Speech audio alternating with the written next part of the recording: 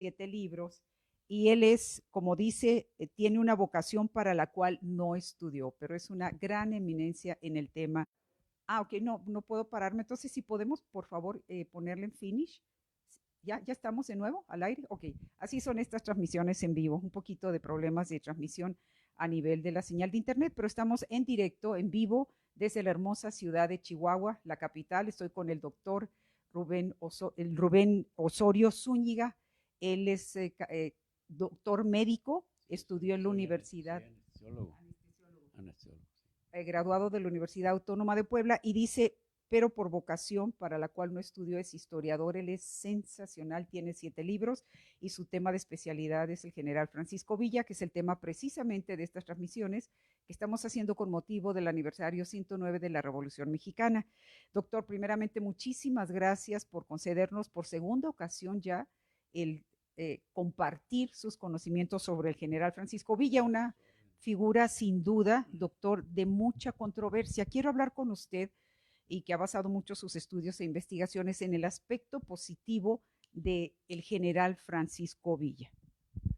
Pues mire usted, como le decía hace rato, para poder hablar de los aspectos positivos, tenemos que tener en cuenta los negativos, de los cuales desde que Villa emigró de Durango al estado de Chihuahua a principios del siglo XX, se echó encima porque él viene huyendo de Durango siendo miembro de una banda de abigeos, ¿no? O de abigeos. Y entonces llega aquí a Chihuahua y a un estado principalmente ganadero, minero y Pues de mucha riqueza, pero mal distribuida. no estaba nada de mal distribuida, todos iba al extranjero, ¿sí? Era un estado exportador, pero por lo alejado de México la economía de Chihuahua no existía, vivía a expensas de los trabajos de los ganaderos y de los que se dedicaban a bosques y de la minería sobre todo. Entonces era un estado rico, pero con algunos ricos y muchos pobres, ¿no? Entonces que mal vivían en las haciendas, ¿no? Entonces Villa emigra de Durango para acá y pues es un proscrito, ¿no? Vive varios años entre 1905 y 10 aquí haciendo todavía, mezclando su vida de abigeo con cosas legales. Ejerce varios oficios, varios trabajos en que se dedica a trabajar, pero tiene sus amigos allí en San Andrés, en la región San Andrés, Chihuahua, de, de donde va a sacar una esposa, doña Luz Corral, era de San Andrés. Entonces hace ahí su vida, ¿no? Entonces, cuando da el paso para convertirse en revolucionario, es porque se da cuenta que explota la revolución en Chihuahua y que don Abraham González, que era presidente del club antireeleccionista, lo llama. Y entonces se entrevistan ellos, hay varios relatos medio fantasiosos. El caso es que se conocieron y lo invita a la revolución. Entonces, todavía existen, he platicado con varias personas que guardan esa imagen del Villa Bandolero que llega de Durango y se expresan que sobre este asunto de que el Villa Bandolero vino de Durango y el Villa Revolucionario se hizo aquí en Chihuahua. Eso desde luego pues a la gente de Durango. Yo tengo muchos amigos de Durango y profesionistas y saben cómo pienso a ese respecto. Villa, a fin de cuentas, era un hombre universal, no puede encasillársele en un estado como Durango o un estado de Chihuahua. Recordemos también de que en la época colonial, Durango y Chihuahua formaban la misma entidad, la Nueva Vizcaya, y la distancia entre Parral y Villa Ocampo, por ejemplo, Durango, pues unos cuantos kilómetros. Villa era norteño y pertenece tanto a Durango como a Chihuahua, no hay por qué estárselo apropiando, ¿no? Luego tiene una vida pues, vida nomádica, ¿no? No podía estar quieto en un solo lado. se involucra su origen, también muy discutido. Usted usó la palabra uh, como muy eh, movible, que no se puede saber algunas cosas con exactitud. Y eso tiene que ver con su origen racial, con sus ideas religiosas, sus ideas políticas, y eso uh, atendiendo a la idea de que mucha gente está segura que era analfabeto, sí que era un sanguinario, un criminal natural, ya desde que estaba antes de la revolución, pues hay que entender el contexto de lo que significa cuando un hombre da el brinco, como él, de, del bandidaje a ser no nomás un revolucionario, sino un líder, ¿sí? Un líder. Entonces, es un paso muy importante y el mejor comentario que pude haber escuchado fue al doctor Katz, que dijo que las responsabilidades de la revolución y el mando que le cayó como anillo al dedo al general le cambiaron la vida. Entonces hay una transformación, hay una conversión casi religiosa, ¿no? De abandonar el bandolerismo y dedicarse a la revolución de lleno. Dedicó toda su vida, ¿no? Entonces, existe todavía muchas personas que conservan esa imagen de bandido y de criminal. Pero hay aspectos interesantes, por ejemplo, cuando fue gobernador por 30 días, ¿no? Que también buscó el establecer la primera universidad aquí en Chihuahua y también como apoyó a jóvenes para que se fueran a estudiar a Estados Unidos. Era un hombre muy visionario. Sí, sí, el general, cuando entra a la revolución en 1910, llegaba al pueblo de San Andrés, le puedo decir porque esto me lo platicó su esposa. Y vale la pena, entre paréntesis, perdón la interrupción, el doctor ha realizado mucha investigación en lo que es la historia basada en tradición oral, que esa es una fuente muy valiosa, y su gran amigo, el doctor Federico Katz, que es uno de los investigadores más notables en el extranjero, el mayor, ¿no? De Pancho Villa. Usted comentaba cómo escribió su libro de 1000 hojas, Grandes Amigos, y que le decía: ¿quién ha leído tu libro? Yo no lo he leído completo, pero en fin, usted ha basado también sus investigaciones en la tradición oral, que la tradición oral es muy interesante, guarda mucha sabiduría popular. Pero regresando al Villa, que buscó la educación, el Sí, establecimiento de la universidad y los jóvenes. ese sentido. Allí en San Andrés conocí a ahí vivía Doña Luz. Yo no la conocí hasta 1975. Yo ya tenía aquí en Chihuahua. Yo vine aquí a Chihuahua en 1953 y ya me hice chihuahuense. No he salido, jamás regresé a Puebla, ¿no? Más que a visitar a mis padres que allá murieron. Este, pero conozco a Doña Luz, que es el motivo por el cual me dediqué a la historia, porque tuve que ir a San Andrés a hacer una investigación sobre quién había escrito un poema que estaba en manos de un conocido mío y cuyo poeta era de San Andrés. Ahora sé quién era, se llamaba Manuel de la Rosa, y escribió el único poema épico que dio la revolución. Son casi 500 cuartetas en octasílabos, rimados y relatan batallas, hambres, fríos, calores, todo lo que pasaba la guerrilla aquí en Chihuahua. Y mucha gente habla de la revolución en Chihuahua pensando que toda fue de guerrillas. Otros piensan que fue de grandes batallas en las que Villa no tuvo nada que ver, sino el general Ángeles, que era exdirector del colegio militar. Entonces, cuando entra uno en contexto y empieza a encontrar documentos y habla con muchas personas, entre ellas Doña Luz, y ella me platicó que tenía una tienda con su papá y su mamá en San Andrés, eran dueños de tierras, no era una familia totalmente de campesinos, sostenían una tierra de abarrotes pequeña en el pueblo de San Andrés. Sin embargo, ahí empezó a llegar Villa, muy a comprar, a hacer sus compras. Y le digo, ¿y qué pasó? No, dice, pues yo le echaba miraditas y él me echaba miraditas también. Había una diferencia de edad. Sí, mire, yo le puedo decir qué edad tenía Villa cuando se sucedió en 1910. Sí, en 10. Villa tenía 32 años.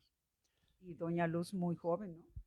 Pues sí estaba joven, pero ya tenía, en 10 tenía 18 años doña Luz. Diferencia considerable, pero bueno, interesante. Sí, sí, sí. Y entonces me dijo doña Luz, digo, ¿y qué le llamó la atención del general? Dice, pues que entraba muy macho, muy mandón hacia la tienda, sonando las espuelas, y muy macho, muy mandón. Dice, sí, no, sí es. Y dice, y total que pues nos enamoramos y en una de las vueltas que dio a San Andrés, él le dijo que quería formalizar su noviazgo, porque ya el papá de Doña Luz ya había muerto. Este, y que en cuanto acabaran los balazos de la Revolución de Madero, iba a ir al pueblo para casarse. Y así como lo planearon, lo- me parece que la paz se firmó, si no estoy equivocado, el 25 de mayo y el 27 se casó. Él estaba en Juárez, viajó en ferrocarril nada más para casarse. Y hemos hecho reproducción de su boda y en San Andrés nos ha salido muy bonita, sí. Yo escribí los diálogos porque pasaron varios incidentes chistosos que no podemos relatar ahorita para no hacer esto largo. El caso es que se casaron en la iglesia, fue todo un acontecimiento social.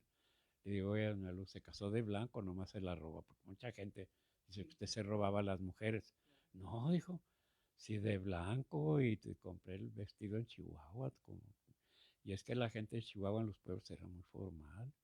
Todavía la gente en los pueblos se habla de ustedes, de los matrimonios. Bueno, todavía cuando vivamos aquí en Chihuahua, no sé cómo está ahorita, pero mucha gente se habla de usted. Me llamaba la atención, es muy norteño eso. Ahora, algo que vale la pena destacar, o sea, en ese aspecto pues noble del general Francisco Villera también que me impresiona cómo mandaba a los jóvenes a estudiar Estados Unidos Eso, con mucha visión. eso tiene su antecedente. Yo trabajando ya en el Seguro Social, bueno, yo viví a Doña Luz muchas veces, acabamos por hacernos muy amigos. Yo tengo varios escritos de Doña Luz, una libreta de autógrafos excelente que voy a editar también. Y en una ocasión, para hacer esa investigación del poema, fui a ver a Doña Luz a ver cómo llegaba yo a San Andrés, porque no había carretera. Y ella me explicó y acabamos por hacernos amigos. Entonces, yo estaba asistiendo a las sesiones de la Sociedad Chihuahuense de Estudios Históricos. Por razón de mi trabajo, yo nada más duré un año, pero en ese año, durante ese año, un médico del Seguro Social que era internista me dijo, oiga, ¿conoce usted a un señor Francisco Piñón? Francisco Piñón, no, digo, no lo reconozco. Pues él lo conoce a usted muy bien, es miembro de la Sociedad de Estudios Históricos. Lo conoce a usted muy bien porque dice que usted sabe mucho de la historia de su papá adoptivo, ¿de su qué? De su papá adoptivo, porque él dice que es hijo de Pancho Villa. Digo, pues mire, doctor, no es por desanimarlo, pero a estas alturas a Villa le salen muchos papás y muchos hijos. Digo, así es que esto hay que tomarlo con, este, con, con cuidado. No, dijo, pero sí sabe y es una persona muy seria. Pues voy a buscarlo. ¿Y dónde está él? Va a la Sociedad de Estudios Históricos. Toda la siguiente sesión que hubo, pregunté, oigan, ¿quién es el señor Piñón? Ya me dijeron un señor canoso que está ahí. Lo vi de lejos. Y como técnica de investigación, no conviene llegarle así como si yo ahorita que la acabo de conocer. Digo, oiga, yo supe que su abuelo peleó en la revolución. Platíqueme qué sabe de su abuelo, dónde lo mataron, qué pasó, cómo le caería, no le caería nada bien. Y este viejo que, ¿por qué me pregunta? Dije, bueno, ya sé quién es. Voy a, a procurar que nos conozcamos de casualidad, y así sucedió. En una noche salimos de la sociedad que estaba en la calle Juárez y estaba haciendo un frío, pero que se pelaba uno ahí. Y salgo y está el señor Piñón esperando un carro sitio. Señor Piñón, le digo, ¿qué hace aquí? Pues esperando un carro, doctor. No, señor, yo lo llevo a su casa. No, no se molesta, era de esas personas que no se usa. Y entonces, no, por fin lo convencí. Mira, aquí está mi carro, yo lo llevo. Y lo llevé. Y resulta que éramos vecinos a menos de media cuadra, vivimos como 5 años y no nos conocimos. Sí, eso también es muy de Chihuahua, que no sabe uno ni quién vive al lado, ¿verdad? Entonces dije, solito algún día me va a tener que invitar a tomar un café. Sí, entonces así sucedió. Y lo fui a dejar varias veces y un día me dijo, ¿no quiere pasar a tomar un café? Sí, sí quiero, sí, sí quiero. Pasamos y ya era tarde, que eran como las 10 pasadas de la noche.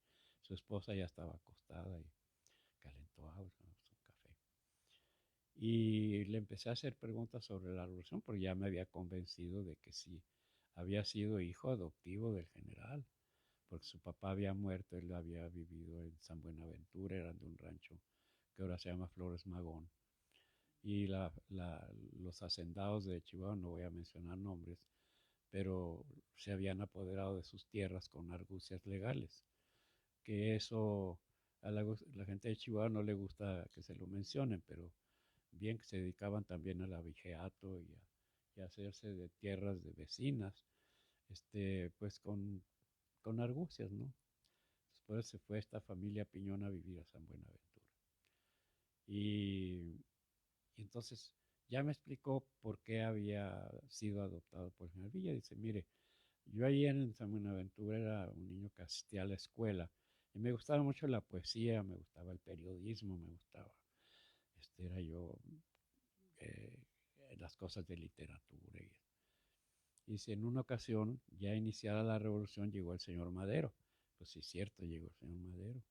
Y entonces, de la escuela, un señor que era revolucionario me escribió un parrafito así que, que yo le leí al general Villa allí en el kiosco de San Buenaventura. Por cierto, que está en uno de los libros, de Pancho Villa es desconocido. Ahorita terminando de ver el parrafito, ¿eh? Y entonces lo declamé, llegó el general Villa, venía de Juárez, no, perdón, el señor Madero llegó y me escuchó, eh, y total que yo le di y luego el señor Madero me hizo que anduviera yo con él y le caí bien, dice, entonces el señor Madero me quería llevar con él como símbolo de la revolución, un niño que se une a la revolución como una manifestación de que estando su padre muerto, él sabe que necesitaba un cambio, el país. Y pues yo le tuve que ir a decir a mi mamá y me dijo, ¿qué? ¿Estás loco? ¿Qué te vas a tomar si tienes que 10 de 1900, que fue eso en 11, y el señor Piñón tenía 11 años? No, pues la mamá no lo dejó, o sea, entonces no se lo pudo llevar. Como 2 años después sucede lo mismo con Villa. Ya asesinado Madero, Villa entra de Juárez, llega a Casas Grandes y finalmente llega a San Buenaventura, pero ya llevaba 500 hombres a caballo y él cruzó la frontera con 8 hombres. Ahí viene una de las cualidades del general Villa. Vea usted, lea usted o investigue la historia de los levantamientos armados, no nada más en el estado de Chihuahua, en el resto del país. Ha habido cientos de levantamientos, sobre todo durante el porfiriato, en que han acabado la mayoría fracasos. ¿Sí?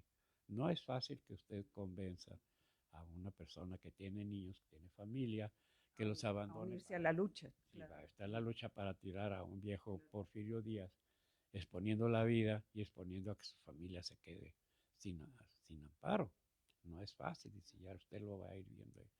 ¿Cómo es posible que desde que entró Villa, el general, al territorio nacional con 8 hombres, cuando llega a San Buenaventura, 2 o 3 meses después, si mucho, ya lleva 500 hombres armados a caballo? ¿De Dice, dónde sacaba las armas? le digo, pues en general aquí en Chihuahua, porque había mucha cacería, había también bandidaje en la sierra, este, y sobre todo hubo lucha apache, ¿no? Entonces mucha gente de los pueblos pequeños utilizaban armas, pero la clase media para arriba, un arma para un campesino era imposible que la comprara. Entonces, en total el general llegó ya con una fuerza y se ve cuando llega a San Buenaventura, él ya llevaba una idea de que ya no era bandido, ya era un revolucionario, ¿verdad? Entonces, le dice el discurso, que es el que tengo ahí en este libro, el señor Piñón, el niño, y el general Villa se ya baja del caballo y le da un abrazo, y cuando se entera que era un niño huérfano, es este huérfano, sí, y está aquí en la escuela. Oiga, dice, nosotros estamos organizándonos para tomar Chihuahua, fíjese, ya traía, sí, traía La visión. la visión del militar, sí, del militar de altos vuelos. Y la principal característica de un militar a ese nivel es que sea conocedor del hombre para que le vea que es honrado, que él mismo está exponiendo su vida para tirar a un dictador. ¿Sí? Tiene que usted tener cierto poder de convencimiento y el general lo tenía, no importa lo que digan de él, lo que piense la, algunas personas, el general tenía poder de convencimiento. Dijo, pídale usted a Dios, dijo, es que no era ateo, dijo, pídale usted a Dios que tomemos pronto Chihuahua y le voy a mandar una carta de Chihuahua para que usted se vaya ya a la casa que ya voy a tener, porque yo me voy a hacer cargo de su educación. Lo acababa de conocer, ¿sí? Y entonces, ya cuando conocí a Piñón, me dijo que fue a decirle a la mamá otra vez, oiga, mamá, pues ahora es el general Villa que dice que me va a mandar a estudiar. ¿Y qué cree que le contestó la mamá? Dijo, ay, hijo, mira, todos los políticos son unos tales por cuales. Cuando andan de campaña o quieren algo, que en este caso quieren que tú vayas allá a casa, ofrecen todo lo que ofrecen y nunca cumplen los políticos en este país. Y no han cambiado. Y yo creo que no, Claro, pues pero sí, bueno. sí cumplen algunas cosas, pero las que les convienen. Claro. Sí. Entonces, siguiendo con eso, lo mandó a Estados Unidos. Está muy interesante lo que pasó. Este, y le dijo la mamá, pues ahí tú sabes, pero yo que no le creía al general, porque no, nunca te va a mandar esa carta. Pues toma Chihuahua en diciembre de 13. O sea, tenía 6 meses en el estado y ya trae más de mil y pico de hombres a sus órdenes. Y lo primero que hace los oficiales al tomar la ciudad es hacer una junta y lo nombran gobernador militar del estado. Oiga usted, por favor, calcule, viene un bandido de Durango, ¿sí? Con fama de matón y de rata, y que robaba ganado, y que se desata la revolución, y que en 6 meses ya trae hombres suficientes para derrotar al ejército aquí, tomar la capital del estado y todos los pueblos del noroeste, y que ya convenció a un niño que lo va a mandar a estudiar fuera. Porque, pues oiga, se necesita tener algo, ¿verdad? No, no cualquiera. No cualquiera lo hace eso. Digo, ¿y qué pasó, señor Piñón? Pues llegó la carta, lo primero que hizo el general cuando tomó la gobernatura fue escribirme una carta. Y no la conservó, no la conservé, pero porque se la tuve que enseñar a mi mamá, decía el general, joven Piñón, ya vivo yo aquí en mi casa, véngase a Chihuahua porque yo voy a hacer cargo de su educación. Mira, así. Pues ya, hijito, ahora sí, ya no tengo que decir, que Dios te bendiga. Y me mandó con un tío, llegamos a casa del general, estaba desayunando, estaba haciendo mucho frío todavía. Y estaba almorzando y tenía allí algunas personas desayunando. Entonces, pasen, almuerzan ahí muy. Le dije, ¿cómo era el general? No era hosco, no, era muy platicador, hasta simpático, dijo, sí. Y eso lo pude yo comprobar muchas veces, ¿no? Con la tradición oral que usted fue Sí, investigando. sí, no, las descripciones del general coinciden mucho en una mirada muy penetrante que tenía el general. Él tenía los ojos medios verdes, su ascendencia indígena prácticamente no existía.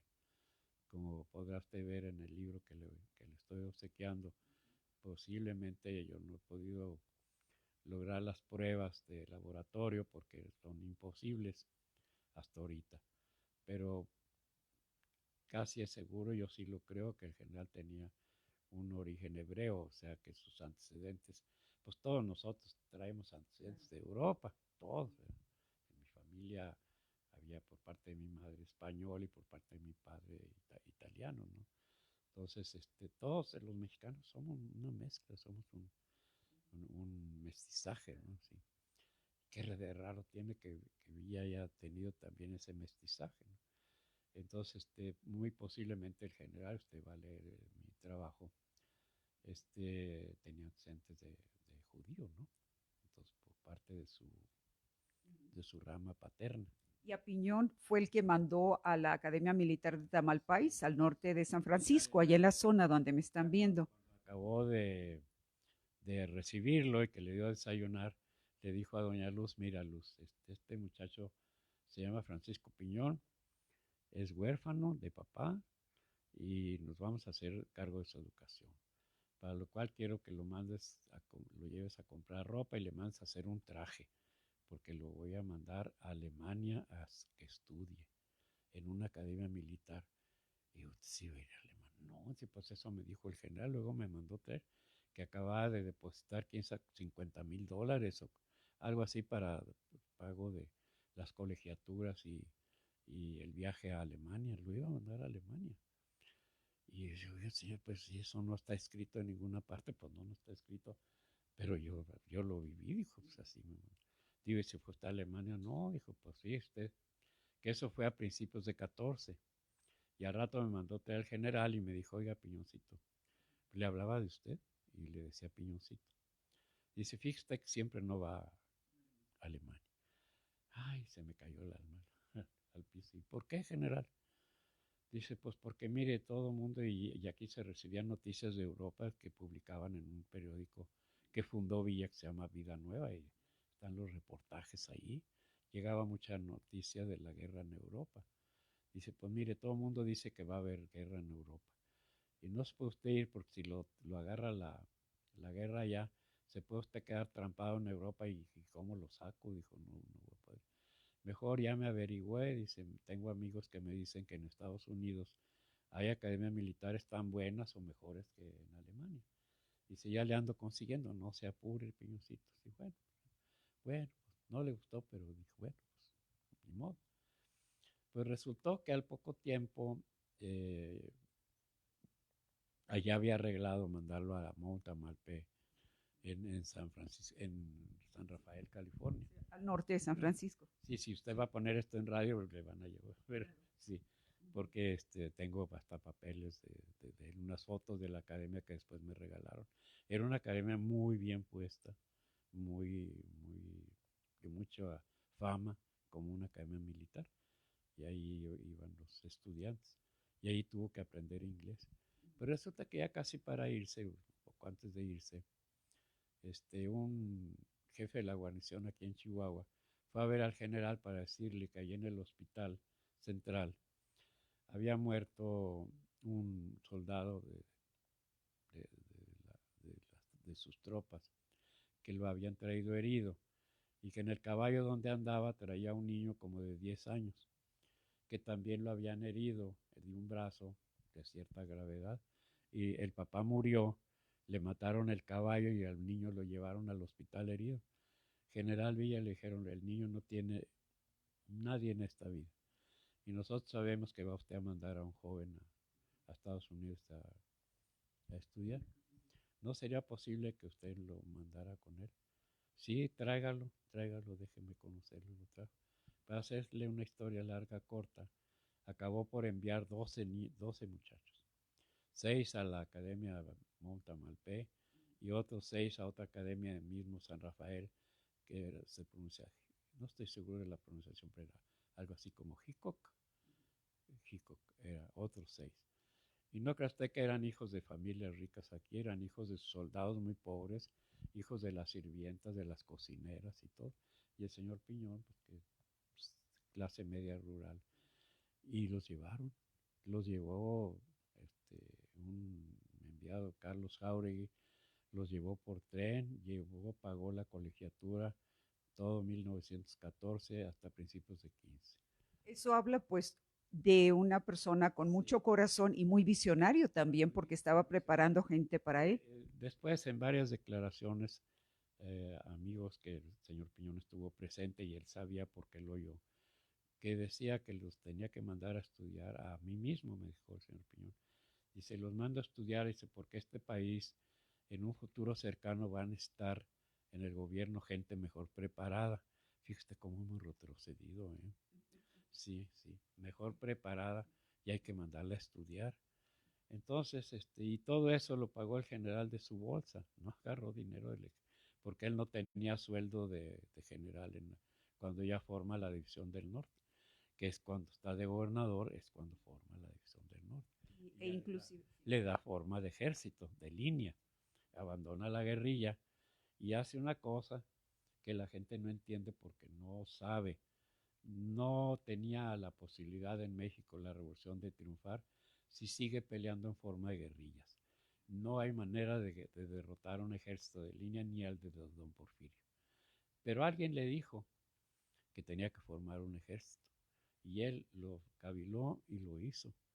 No tenemos toda la información completa de quién influyó en el aspecto estratégico. Posiblemente un médico que vivía en El Paso que se llamaba Andrés Villarreal, que era un tipazo, ¿no? Que fue jefe del servicio médico de la División del Norte. Ya la familia no recibe visitas porque los molieron tanto que si ya no aceptamos entrevistas, ¿no? Pero tengo fotos de él, un tipo alto, fuerte, muy... Y yo creo que el servicio médico de la División del Norte, que ha sido el único servicio en toda la historia de México que ha tenido a su disposición un tren hospital. De hecho, eran dos trenes largos que disponían de 1.400 camas. Y eso lo tomé de datos de archivos norteamericanos, porque aquí en México ni se sabe. ¿Sí? Ni en el ejército han tenido nunca un tren hospital. Tenía dos quirófanos ya con equipo moderno, ya daban anestesia para operar, y tenía un cuerpo médico de voluntarios médicos de Ciudad Juárez y de El Paso, y de enfermeras también, y de ayudantes de enfermería de primera clase.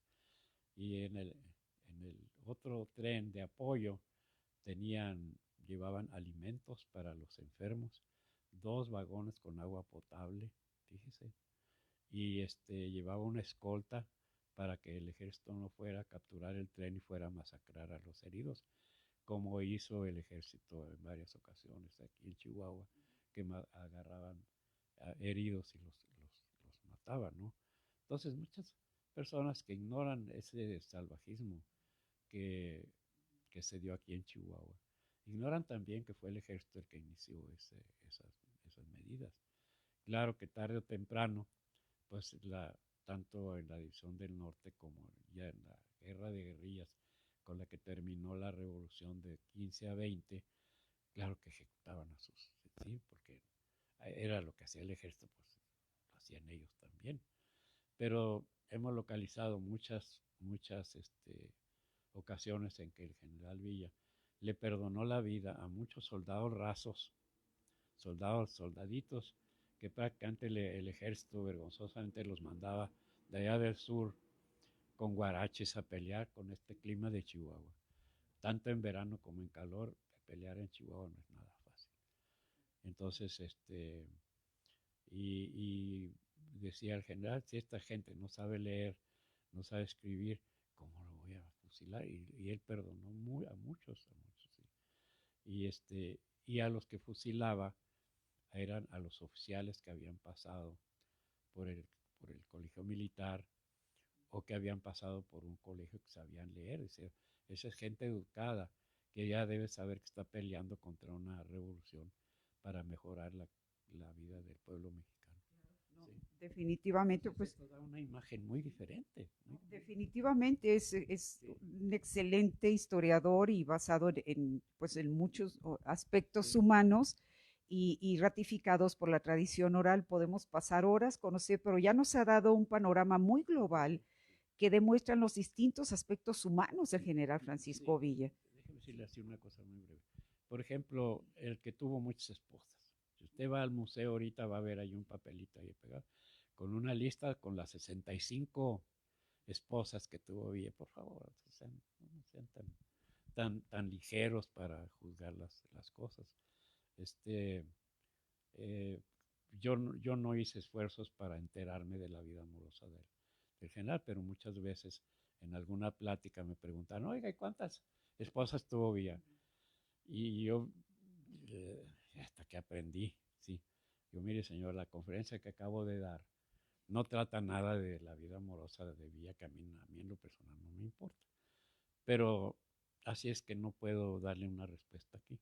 Pero cuando acabe la sesión, sí, abórdeme, venga, y yo le platico lo que sé de cuántas esposas tuvo. ¿Sí? Es más tema como de café, digamos, Sí, que de conferencia, ¿no? Sobre todo siendo un gran estratega militar. sí, señor. Y de repente que llegaban a consultarse, yo, mire, ¿sabe cuántas esposas tuvo el general Villa? Una por la iglesia, que fue Doña Luz, que el matrimonio ahí en San Andrés, una, y no se volvió a casar por la iglesia. Y, y dos matrimonios en civil, por ceremonia civil, uno en Torreón en 1914 y otro en Parral en 1921, ya que estaba en Canutillo. Son los tres matrimonios que tuvo y nunca fue bígamo porque el matrimonio con Doña Luz no era válido por las leyes mexicanas. Si no era válido, pero para al pueblo de Chihuahua, Doña Luz fue su esposa, porque compartió con él la vida de revolucionario 14 y 15. Que fue en la casa donde vivió el que ahora es el Museo de la Revolución. Así es, pues está, así es, Construyó la quinta. Así es que no se me hace una vida muy complicada. Yo creo que algunos de nuestros artistas muy famosos o deportistas llevan una vida mucho más complicada con más esposas y muchos. Y claro, no se muriendo intestado, pues no se salvó de. El doctor Katz lamentablemente pone en su libro, que es muy serio, pone un capítulo sobre el pleito de las viudas. Y yo, la mera verdad, que yo no lo hubiera puesto. Pero pues el doctor Katz, pues ahí está, yo tengo documentos de ese chisme de las esposas, que pues... ya bueno, otro tema, mejor, sí, hablar mejor de las soldaderas, las que estuvieron al lado del general Francisco Villa, ¿no? Las mujeres que pelearon, que tuvieron un perfil. Voy a tener que desmentir a todos los que han escrito libros sobre la actuación de la mujer en la Revolución Mexicana. Desde luego no puedo hablar de lo que sucedió en el resto del país, pero estuve vivo en el estado donde se inició la revolución, donde se ganó y donde se perdió. Fueron más que, o sea, ellas es que se les tienen un concepto muy erróneo, No, pero no. fueron una labor muy completa, fue una labor de mucho apoyo. Aquí en Chihuahua las mujeres no tomaron ninguna participación en la revolución.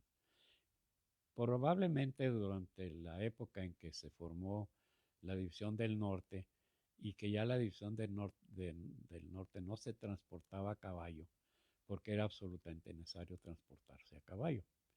Pero una vez que ganaron todo el estado, capturaron las vías férreas, capturaron ferrocarriles, capturaron artillería.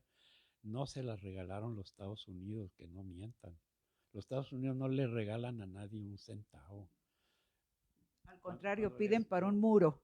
sí, sí.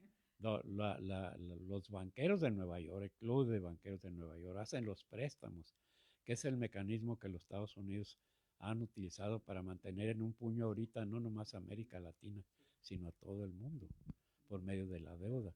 Si a Villa le ofreció un agente 500 millones de dólares en 1915 para derrotar a su enemigo, a cambio de que nos venda los estados de Chihuahua y Sonora, que nos entregue los ferrocarriles de Tehuantepec y una base en la Bahía Magdalena en la Baja California, y le están dispuestos a prestarle 500 millones, prestarle.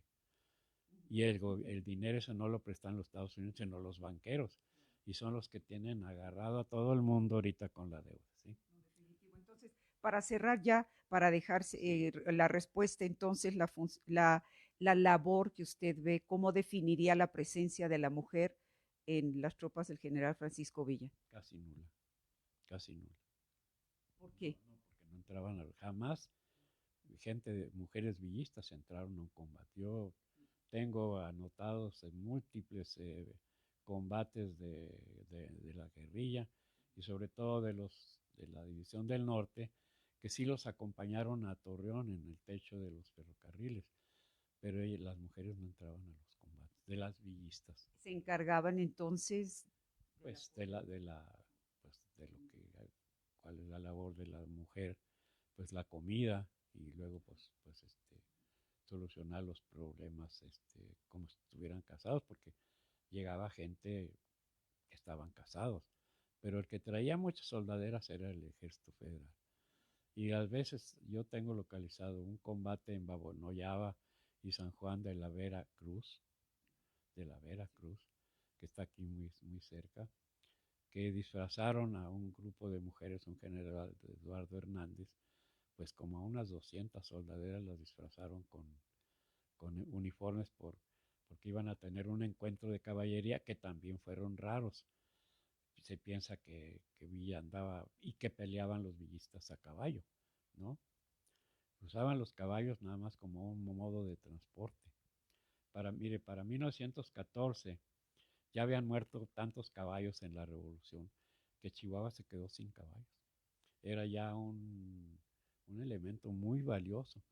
Imagínese usted que el arma más terrible no fue el cañón de artillería, fueron las ametralladoras pesadas, de las cuales hay aquí varias, que eran ya mortíferas. Imagine usted tener seis nidos con 6 ametralladoras pesadas y que manda el general Villa una carga a caballo, los barren. Si no le pegan al jinete, le pegan al caballo. Y saben que un caballo herido, un caballo muerto, significa la muerte casi segura del jinete. No, no, ni Columbus, ni siquiera en Celaya, que el general obregó un libro lleno de mentiras que habían acabado porque Villa estaba muy atrasado en las técnicas de combate de Europa. El general Villa sabía que los caballos eran para transportar la tropa. Los guardaban allá atrás y peleaba la infantería. Y tengo localizadas unas 2, 3 combates, y ese de Babonoyaba es uno, que sí se agarraron en carga. Son terribles, ¿eh? Y otro aquí en Chihuahua y otro por en el norte de Durango. Fueron muy sangrientos también, se murieron muchos caballos, todo. Pero todo lo demás, la caballería la dejaban muy bien resguardada, inclusive el ataque a Columbus no se hizo caballo. Entraron los villistas a pie. Entonces, y no llevaban a las mujeres, ¿para qué llevaban a las mujeres? Cuando el general Villa iba a atacar Agua Prieta, en Casas Grandes, de orden así tajante, de que el general Fierro, que luego se ahoga en la laguna de Fierro, que se llama ahora, que no dejara pasar ni mujeres ni niños, porque la guerra en Sonora iba a ser muy dura, que ni los hombres iban a aguantar, es que fue lo que pasó. Entonces, el general Villa, ¿para qué no servían? Sobre todo con niños, no, es lógico que no hubiera, pero la gente que el centauro, que mire, le pusieron tantos apodos al general, que el centauro, como le decían sus soldados, el gorragacha, el nalgas de fierro, le decían. Pues eso se lo pusieron los periodistas, la gente. ¿Sabe cómo le decían sus soldados y su familia?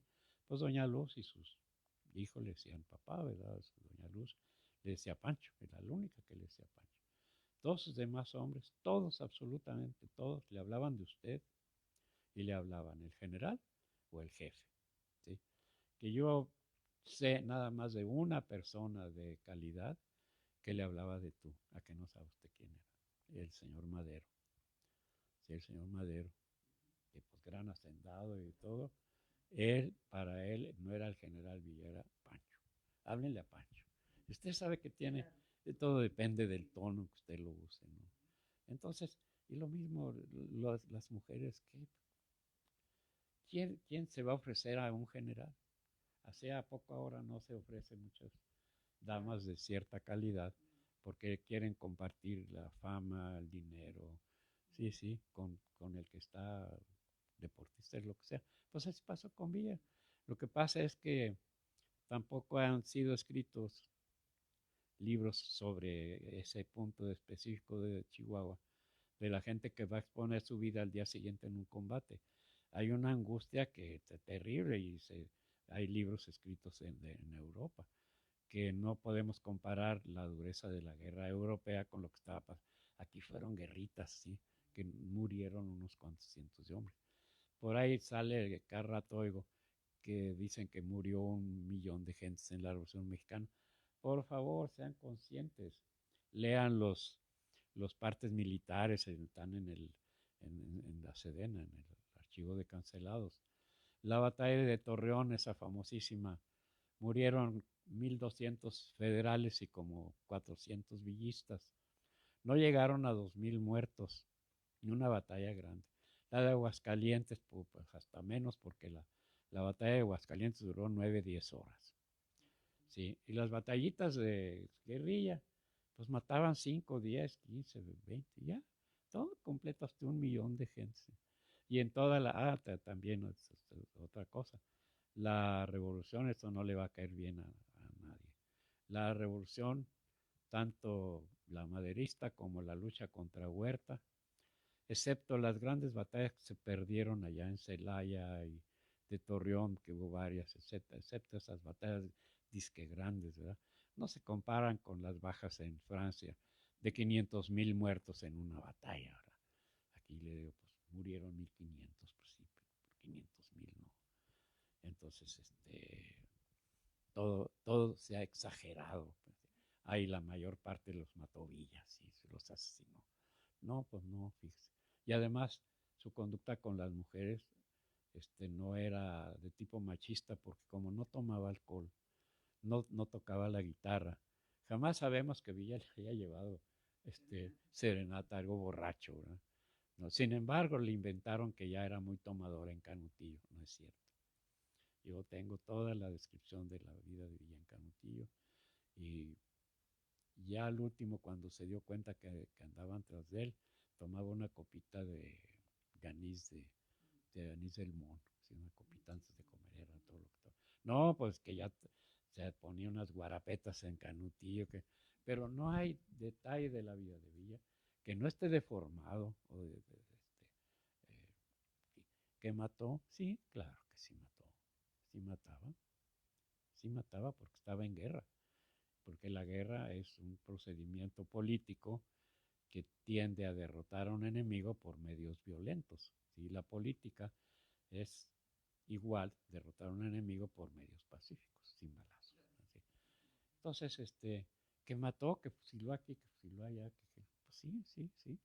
Y particularmente yo les puedo contar por lo menos sé 3 casos en que el general personalmente sacó el revólver y aquí así mata Villa a los traidores y tómala, porque ese era su carácter y ese era Villa, y mataba principalmente a los traidores o a los desertores que se unían al enemigo y luego lo combatían, ¿no? Pues que no lo agarrara porque los fusilaba.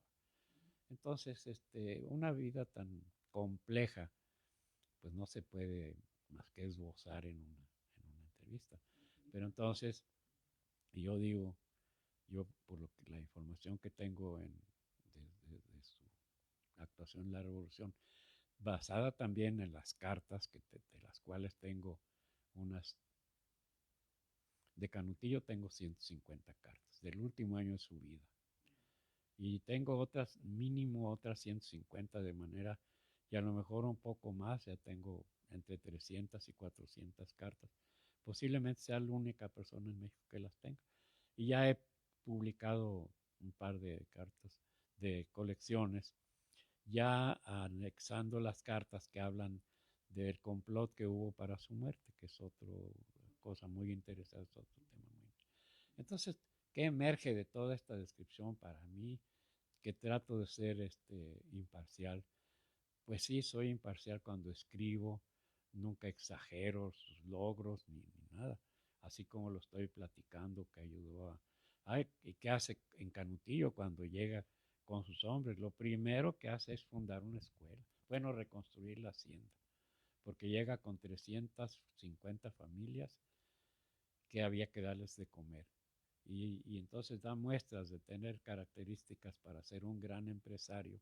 Eso sí, yo no lo estudié, me lo dijo el doctor Katz. Dice, tenía características de un gran empresario. Cuando el resto del país estaba pasando hambruna porque todo el país estaba destrozado, en Canutillo no hubo hambre, todos los puso a trabajar. Canutillo construyó una pequeña ciudad donde había todo, había energía eléctrica, había molino de nixtamal, había taller mecánico, había talabartería donde hacían zapatos y botas. Este, eh, pues era una pequeña ciudad autosuficiente. Inclusive en la entrevista que hicimos el día de ayer con el director del Archivo Histórico, así es, con el profesor Rubén, Sí. tan amable, él señalaba y hablamos, mostramos uno de los documentos, o sea, cuando él pidió la introducción de ganado, cuando pide el establecimiento de carnicerías, es una persona con mucha Esas cartas yo visión, las encontré y las tengo muy publicadas. empresariales, inclusive, Sí, bueno, empresarial, sí. sí, muchísimas gracias. Podemos hablar horas. Ya han visto Sí. ustedes la gran eminencia que es el doctor Rubén Osorio Zúñiga. Es un hombre al que hay que dejar el micrófono a los que saben, un hombre al que no es necesario inclusive hacer preguntas porque de una Sí. narración nos enlaza a otra. Doctor, le agradecemos muchísimo el Me tiempo. permite Sí, 30 segundos más cómo para dar no. una respuesta muy concreta a que quién era Villa, ¿no? Mire, este, vino un historiador francés de nombre Alphonse Guerra. Era de origen español, pero por la guerra civil se fue a vivir a Francia, que escribió en 2 tomos la historia de la Revolución Mexicana. Y ahí expone, publica un mapa donde trae los puntos de la República donde contestaron el llamamiento de Madero para la revolución, para tirar a Díaz. Y es sorprendente ese mapa. Y yo iba a traer uno, pero se me olvidó. Pero usted se va el jueves, se lo voy a dar. Este, viene toda la República, vienen en blanco todos los estados donde no se levantó nadie, para ni siquiera una guerrilla. No, pues no podían levantar un ejército, no pueden. Una guerrilla puede ser 15 hombres, 20 hombres, 50, ¿no? No, para levantar 50 hombres ya necesito bastante para iniciar, ¿no? Entonces, vienen los estados donde no hubo nadie y vienen 2 estados donde prácticamente se levantaron para la revolución de Madero. Nada más en esos 2 estados se levantaron gente, en Chihuahua y Durango. Y los demás estados, para el resto del año de 1910, en diciembre se levantó un grupito aquí, un grupito allá. Y ya para enero, febrero y marzo, abril, se levantaron también en toda la República, inclusive Zapata, no creo que se levantó en 1910. Zapata es un carácter muy, muy manipulado, ¿verdad? Que no tenía, bueno, también la región era muy diferente, no tenía armas, no tenía un espíritu de la frontera, que era un espíritu guerrero, ¿verdad? No, pues allí en el centro del país, un estado de monocultivo como era Morelos, ¿de dónde iban a sacar dinero o armas? Y aquí sí. Entonces, el estado de Chihuahua lo ve usted como tocado de viruelas. Se levantaron más de 20 grupos. Nada más en Chihuahua se levantaron más grupos que en todo el resto de la República. Entonces yo puedo decir que la rebelión de Madero fue un movimiento netamente chihuahuense y duranguense. ¿Sí? Los demás ni se enteraron. ¿Sí? Ni se enteraron. Ya el movimiento de 13 contra Huerta, que todavía era el antiguo régimen, sí se levantaron y mucha gente de Zacatecas, de Coahuila, de Sonora y Durango ingresaron a la División del Norte, pero básicamente fue Chihuahua. El jefe que formó la División del Norte era duranguense, pero hizo su la, labor en Chihuahua. Sigue siendo un movimiento norteño. Sí, mi impresión es que sin la personalidad de Villa, la revolución no se hubiera transformado de guerrilla en una guerra de ejércitos y no hubiera ganado como ganó. A lo mejor ni hubiera ganado. Hubiera ganado, pero de otra forma. Y esas son palabras también del doctor Caja, a lo mejor. Pero fue la presencia de Villa formando un cuerpo de ejército tan excelente como fue la División del Norte, que inicialmente tenía 10,000 hombres y han publicado que mandaba Villa 60,000 hombres. Se le puede enseñar las cartas donde Villa le manda decir a Zapata que se pasaba pidiéndole municiones y armas. Señor general, no tengo armas ni para mis hombres, no tengo armas. Entonces yo creo que bien armados la División del Norte nunca pasó de 20, 25,000 gentes, sí mucho. ¿Sí? Pues Y con eso hizo. son muchísimas gracias, doctor. Le agradezco mucho esta entrevista. Es el doctor Rubén Osorio Zúñiga. el doctor de profesión, pero es como dice su ocupación, es una vocación para la cual no estudió. Muchísimas gracias por esta Pues entrevista. gracias a usted que es la segunda vez que nos honra con su presencia aquí en Chihuahua y espero que pase usted esta entrevista, estoy seguro, y que me informe qué recepción tiene de sus escuchas. Definitivamente de mucha aceptación y admiración por sus conocimientos. Gracias, doctor. Doctor Rubén Osorio, muchísimas gracias. Yo soy Celina Rodríguez. Continuaremos nuestras transmisiones en vivo. Recuerda, hasta el día 21 estaremos cubriendo distintos aspectos. Ya nos hemos interrumpido, seguimos. Ahora sí, vamos a terminar nuestra entrevista. Soy Celina Rodríguez. Muchísimas gracias. Continúa a través de este canal.